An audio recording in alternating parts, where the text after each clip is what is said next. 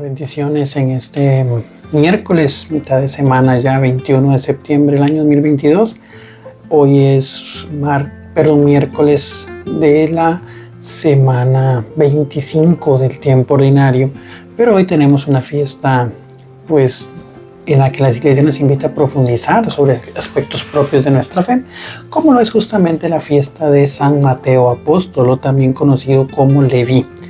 Leví, uno de los 12 apóstoles de Jesús, quien tenía una particularidad, y el Evangelio mismo nos lo muestra, y bueno, también pues el mismo testimonio de él, porque este texto justamente sale del segundo Evangelio en aparecer, que es justamente el Evangelio de Mateo, apóstol y evangelista. Mateo pues lleva a escritura su encuentro con Jesús, lo que significó esa experiencia cristiana, que es lo que nosotros bíblicamente entendemos cuando vamos a los textos que están bajo ese género bíblico, como es el Evangelio, entendiendo que el Evangelio es uno solo y es una persona, es Cristo. Pero canónicamente tenemos 4 textos que viven de ese género literario que se llama el Evangelio, en el cual pues tanto Marcos, Mateo, Lucas y Juan pues utilizan y referenciándose en los hechos y experiencias de Jesús, también ellos revelan lo que fue su conversión, lo que fue su encuentro y lo que ha significado pues justamente Jesús a lo largo de su vida.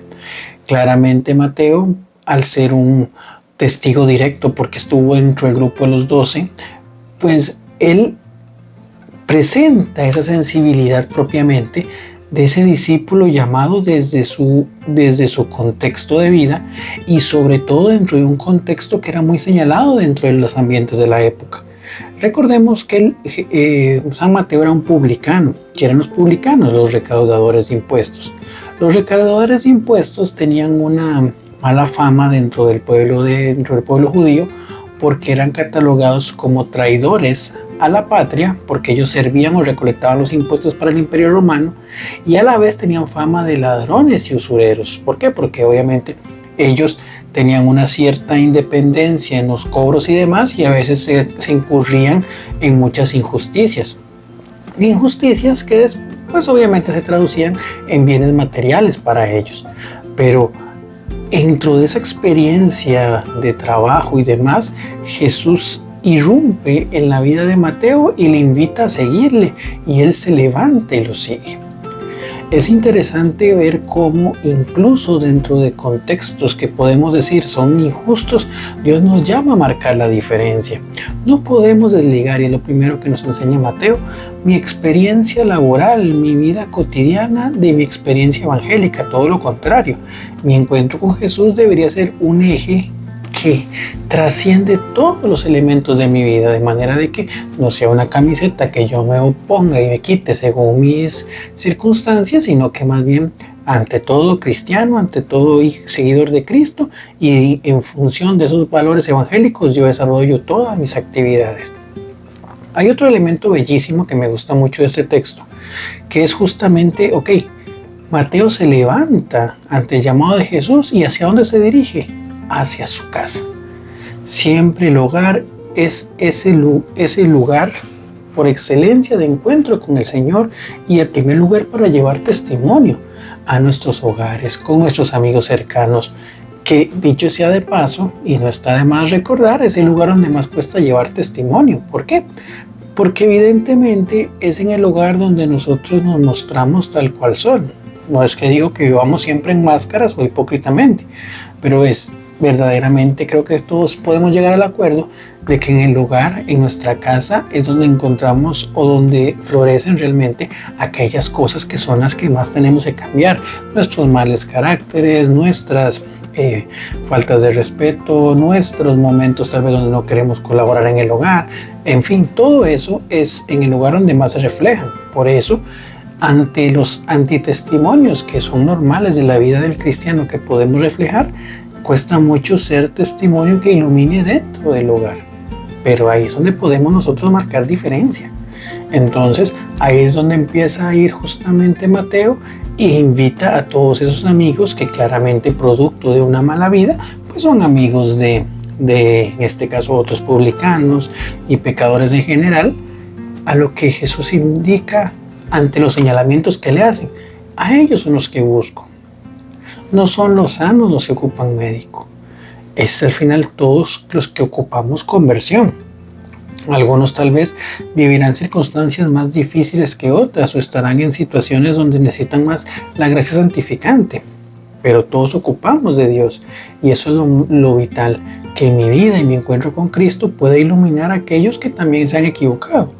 Por eso siempre se ha dicho que ese es el valor de los santos que han sido canonizados. No todo santo ha sido canonizado, pero sí todo canonizado es santo. Entonces desde ahí partimos a vivir ese llamado. Finalmente, todos y cada uno de nosotros tenemos una vocación específica y de ahí quiero tomar un poco pues una frase que decía San Pablo en la carta a los Efesios, que es la primera lectura que hoy tenemos dentro de la liturgia, donde dice que cada uno de nosotros ha recibido la gracia en la medida en la que Cristo se le ha dado. O sea, todos somos llamados por Dios. Algunos tal vez se nos ha dado una mayor influencia, entre comillas, tal vez participar en redes sociales, tal vez ser protagonistas, líderes dentro de un grupo, etcétera. Pero no quiere decir que seamos mejores que los demás. ¿Por qué? Porque hay vocaciones muy fuertes que tal vez no son tan rimbombantes. Como decíamos o reflexionamos en la parábola de los talentos. Tal vez tu llamado no ha sido tan expuesto en función de grupos y que otras personas te vean. Pero si tenés una familia, tenés una de las vocaciones más importantes de todas y en la cual es importante que pongas todos tus esfuerzos. Tal vez ya por tu edad no podés manejarte en ciertos rubros o estarte desplazando a ciertos lugares, pero tu oración es importante para que la obra de Dios siga creciendo. Cada uno ha sido llamado de maneras diferentes y es un signo de, pues justamente, madurez espiritual, asumir el llamado que Dios te ha hecho. Y como decía el Evangelio, creo que el domingo pasado, cuando uno es fiel en lo poco, podrá ser fiel en lo mucho y Dios le irá confiando según respondamos generosamente a esa llamada que nos da. Pero no te quejes. Ahí entra una experiencia muy propia de mía de cuando trabajaba, que realmente pues me desarrollé de cierta manera con grupos juveniles. Claramente muchos de los muchachos querían estar dentro del salón, querían estar ahí compartiendo con los que querían vivir retiro y que los vieran haciendo dinámicas y demás. Y siempre había un grupito que era el que se encargaba de limpiar baños o el que se encargaba de organizar los salones o todo eso.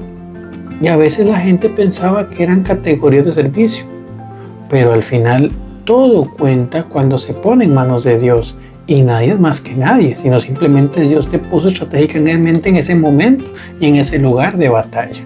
Pero lo importante es cumplir y lo importante es mantenerse y asumir con alegría ese compromiso hacia ese llamado que Dios nos da.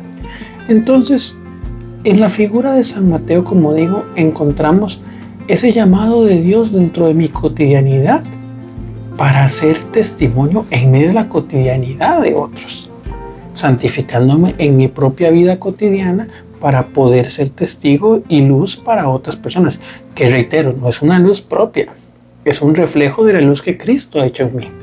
Entonces, ojalá que podamos nosotros también escribir nuestro propio evangelio, contando las grandes maravillas que Dios ha hecho en nosotros y que a la luz de ese evangelio más y más personas conozcan a Cristo y puedan servirle con alegría y entusiasmo. Bendiciones.